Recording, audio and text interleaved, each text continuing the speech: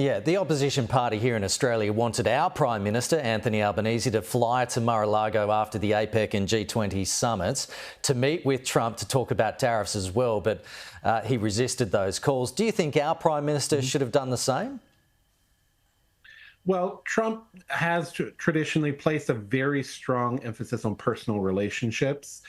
Part of the reason that we see him speaking so highly of a number of political leaders that American presidents usually don't speak highly of, like Vladimir Putin or Kim Jong-un, is because of the personal relationship he's managed to cultivate with them and a feeling of comfort he seems to have with them. So I think having some sort of attempt to cultivate a personal relationship would be wise. We hear, for example, reports of Xi in China working on his golf game, knowing that President Trump loves golf. So again, I think that personal relationship really matters in a Trump administration.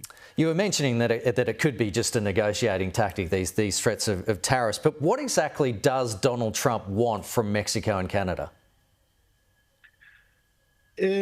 Trump feels like American jobs have been moving abroad for a number of years. They have, but not necessarily for the reasons that he has identified. I think ultimately what he's looking for is to see a number of particularly manufacturing jobs that are based in Canada and Mexico onshored back to the United States.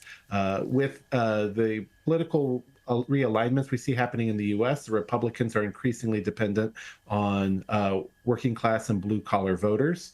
A lot of these, particularly in very important Midwest swing states, depend on manufacturing jobs for a healthy and robust economy. And if he can't deliver, we'll likely see a redo of what we saw in 2018 when the Republicans get a slight bit of power and then immediately lose it in the following election. And Patrick, I see that 77% of Canada's exports go directly to the United States. So Canadians, they do have a lot to worry about there, don't they?